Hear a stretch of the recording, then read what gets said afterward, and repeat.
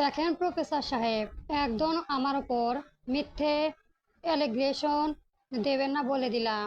আমি কত লিলিপুট বাচ্চা একটা মেয়ে, আর আপনি আমাকে বলেছেন আমি নাকি প্রশ্ন আউট করেছি, তাও আবার আমার নিজের জানের টুকরো স্বামী জানকে বন্ধক দিয়ে। সিরিয়াসলি, কোন না কোন ডাইনি আপনাকে কি বোঝালো আর আপনি অমনি চোখ বুজে সেটা বিশ্বাস করে নিলেন?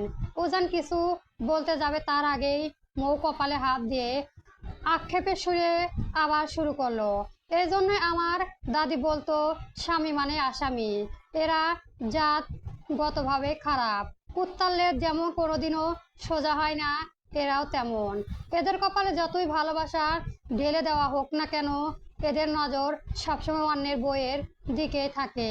কান্নাকার ডাইনির বউ আপনাকে আমার নামে কুবুদ্ধি দিছে, আর তার জন্য আপনি এখন ঘরে এসে আমাকে খারাপ বলেছেন। নষ্ট পুরুষ একটা। উজান নিজের রক্তচক্ষু নিজেই স্বস্তি হয়ে মৌয়ের দিকে তাকিয়ে রইল। এই মুহূর্তে তার মন চাইছে এই বিচ্ছু মেয়েটাকে দুটো চেলা কাঠের বাড়ি দিয়ে সোজা সাইড করতে, কিন্তু আফসোস সে তা করতে পারেনি। মেয়েটা ঠিক কোন লেভেলের তারা আর যাওরা তা আজ উজান হাড়ে হাড়ে বুঝতে পারছে। নিজের এত বড় একটা অপরকর্ম করেও কি সুন্দর উল্টো অন্য জনের ওপর দোষ চাপিয়ে দিচ্ছে। তার এই অভাবনীয় কাণ্ড দেখে উজান জাস্ট হা করে তাকিয়ে রইল। সে নিজের সিআইডি ক্যারিয়ারে ও এই শিক্ষাগতার জীবনেও বহু পাজি আর ধূর্ত অপরাধী দেখেছে, কিন্তু তার ঘরে এই বৈধ বউটা যে এত বড় মাপের পাজি হতে পারে তা তার দূরতম কল্পনাতেও ছিল না। ততক্ষণে উজান নিজের রাগ সামলাতে না পেরে পুরো ঘর কাঁপিয়ে চিৎকার দিয়ে উঠলো, জাস্ট শ্যাট আপ ইডিয়েট মেয়ে। আমাকে তোমার কোন আক্কেল দিয়ে নষ্ট পুরুষ মনে হয়? হ্যাঁ, আর আমি মোটেও কোনো মিথ্যে কথা বলছি না।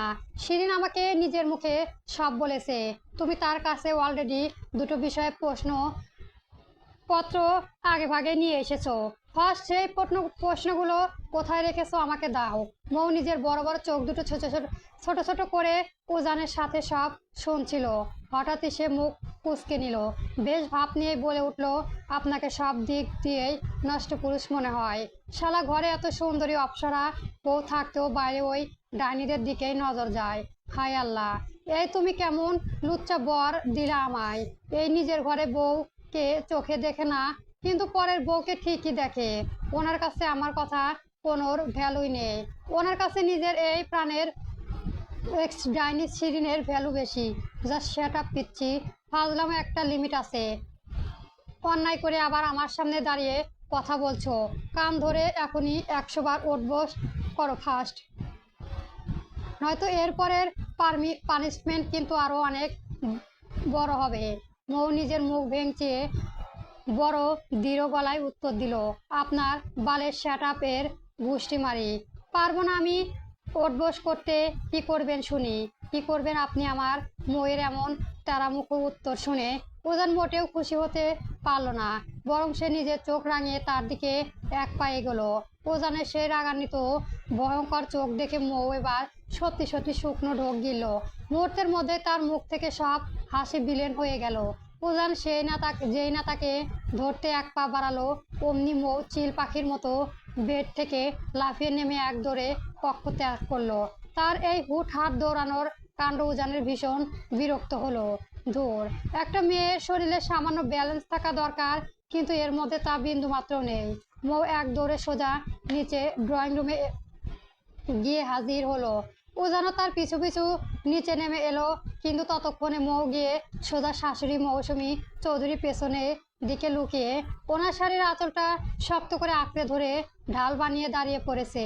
উজান ড্রয়িং রুমে এসে তাদের সামনে দাঁড়িয়ে দাঁতে দাঁত পিষে বলল, এই ফাজিল মেয়ে, বের হও আম্মুর পেছন থেকে। উজান চৌধুরীর মুখে মুখে এত বড় তর্ক! বেরিয়ে আসো বলছি, আজ তোমাকে মজা দেখাচ্ছি। মৌ শাশুড়ির পেছন থেকে একটুখানি মুখ বের করে কাঁপতে কাঁপতে বলে, শাশুড়ি আম্মা বাঁচাও প্লিজ, তোমার এই জল্লাদ গুন্ডা ছেলে আজ আমাকে মেরেই ফেলবে। আমি এত তাড়াতাড়ি মরতে চাই না গো আম্মা, তোমাকে অন্তত একবার দাদি বানিয়ে তারপর মরার কথা ভাববো। বউয়ের মুখে এই দাদি বানানোর কথা শুনে উজান রাগে গজগজ করতে করে বলে উঠল, ইডিয়েট একটা, একদম মুখ ভেঙে দেব তোমার। এত বড় অন্যায় করেও আবার শাশুড়ির কাছে গিয়ে নাটক করার ইচ্ছে। উজান যেই না হাত বাড়িয়ে মৌকে ধরতে যাবে, অমনি মৌসুমী চৌধুরী মাঝখানে হাত দিয়ে ছেলেকে বাধা দিলেন।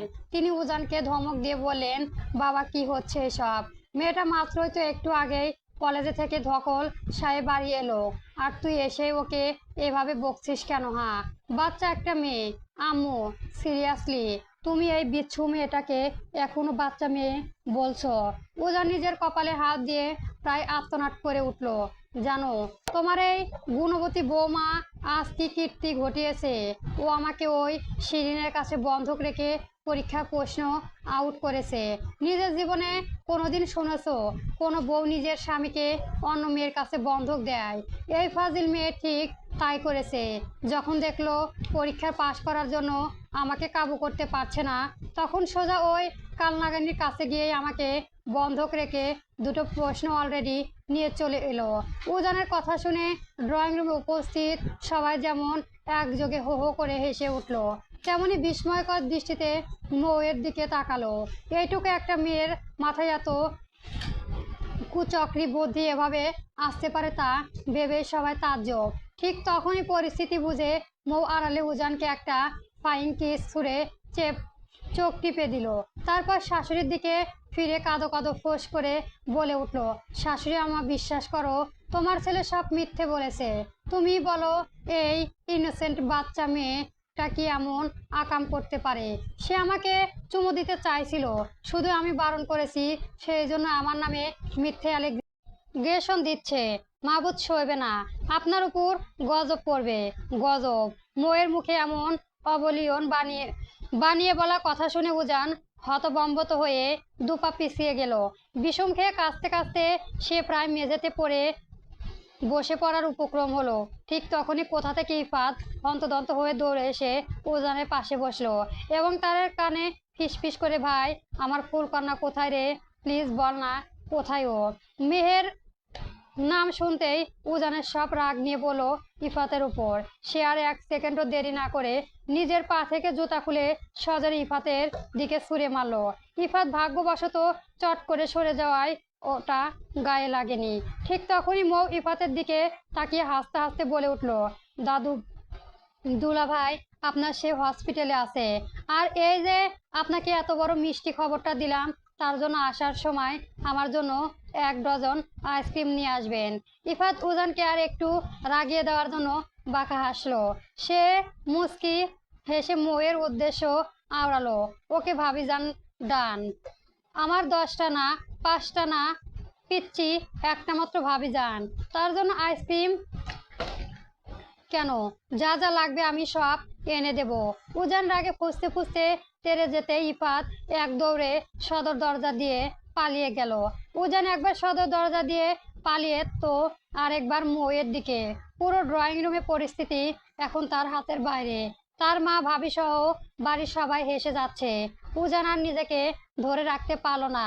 সে বিদ্যুৎ গতিতে এগিয়ে গিয়ে মৌয়ের একদম মুখোমুখি দাঁড়িয়ে দাঁতে দাঁত পিষে বলল, আইসক্রিমের ব্যাপারটা না হয় রুমে গিয়ে খুব ভালো করে দেখে নিচ্ছি, কিন্তু তার আগে সবার সামনে দাঁড়িয়ে কি বলে আমি চুমে দিতে পারিনি বলে তোমার নামে মিথ্যে অ্যালিগেশন দিচ্ছি। Seriously Mrs Chowdhury, just wait and see. কথাটা শেষ হওয়ার আগে ড্রয়িং রুমে উপস্থিত সবার সামনে উজান এক ঝটকায় মৌকে নিজের কাছে টেনে নিয়ে এক গভীর ও নিবিড় ছোঁয়া দিয়ে বসলো তার ওষ্ঠজোড়ায়। আচমকায় এমন এক অভাবনীয় ও লজ্জাজনক কাণ্ড ঘটবে তা মৌ নিজেই দূরতম কল্পনাতেও ভাবেনি। সে একদম পাথরের মতো স্তব্ধ হয়ে গেল যখন সে চোখ মেলে দেখলো বাড়ির সবাই তাদের দিকে হাঁ করে ড্যাব ড্যাব করে তাকিয়ে মুচকি মুচকি হাসছে। তখন লজ্জায় মৌয়ের ইচ্ছে করছিল জীবন্ত মাটির নিচে ধসে যেতে। মনে মনে ভাবলো সে একটু বানিয়ে মিথ্যে বলেছে, তাই বলে এই জঙ্গলি লোকটা সবার সামনে এমন একটা কাণ্ড ঘটিয়ে বসবে। ওইদিকে উজান মৌকে ছেড়ে দিয়ে বুক ফুলিয়ে পুরো ড্রয়িং রুমে সবার উদ্দেশ্য বিজয়ীর হাসি আওড়ালো। চুমু তো সবার সামনেই দিয়ে দিলাম। এবার অন্তত সবাই বিশ্বাস করো যে এই ফাজিল মেয়েটা সত্যি সত্যি নিজের বরকে বন্ধক রেখে প্রশ্ন আউট করেছে।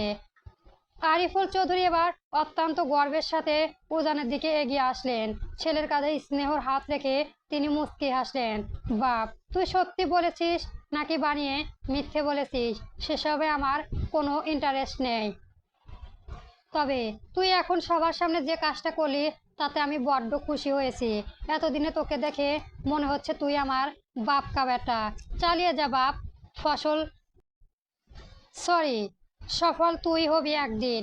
এই বলে তিনি মৌয়ের দিকে তাকাতেই মৌ যেন মেঝেতে দাঁড়িয়ে থাকা শক্তিটুকুও হারিয়ে ফেললো। তীব্র এক লজ্জায় তাকে চারপাশ থেকে আষ্টেপৃষ্ঠে ঘিরে ধরলো।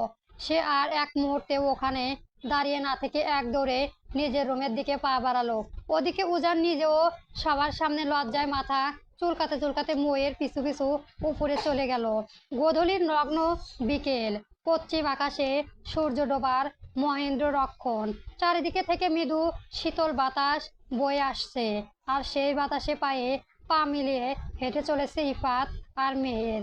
মেহেরকে হসপিটাল থেকে নিজে বাইকে করে নিতে এসেছে ইফাত। এই মেয়েটার পাশে থাকলে এক অন্যরকম অদ্ভুত ভালো লাগা কাজ করে ইফাতের মনে। সেজন্যই বাইক তন্ময়ের কাছে দিয়ে হেঁটে চলেছে দুইজন।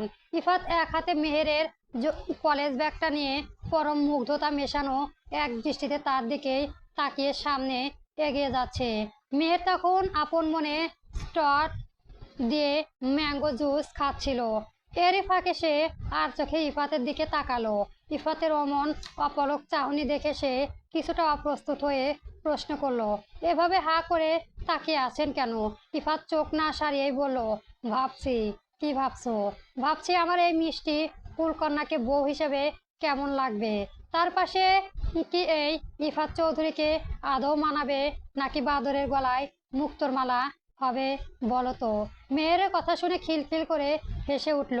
তার সেই হাসি মোহময় ঝলকে মুহূর্তের মধ্যে ইফাতের ঠোঁটের কোণেও চওড়া হাসি ফুটে উঠল। কিন্তু পর মুহূর্তে মেহেরের ফুটফুটে মুখটা কেমন যেন মেঘাচ্ছন্ন হয়ে গেল। তার উজ্জ্বল মুখটা হুট করে কালো হয়ে যাওয়ার কারণ ইফাত ঠিক বুঝতে পারলো। সে কপাল কুঁচকে নরম সুরে শুধালো, কি হলো ফুলকন্যা? হুট করে মুড অফ কেন হলো তোমার? মেহের একরাশ বিশীর্ণ চোখে ইফাতের দিকে তাকিয়ে অসহায় স্বরে আওড়ালো, কেন এত মায়া বাড়াচ্ছেন? কোনোদিনও যদি তাকদির থেকে আপনি হারিয়ে যান, তবে এই আমি আপনাকে ছাড়া বাঁচবো কিভাবে? ইফাত নিজের গভীর দৃষ্টি মেহেরের চোখের উপর স্থির করলো। মেয়েটার কথা ভাজে ভাজে এক তীব্র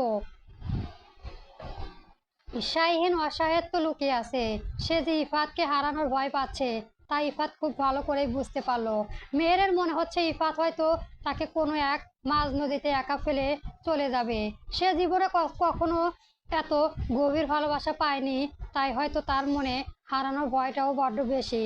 চারপাশে কোলাহলের মাঝে ইফাত খুব স্লো ভয়েস ভয়েসের আওড়ালে, ফুলকন্যা একটি টাচ করতে পারি তোমায়?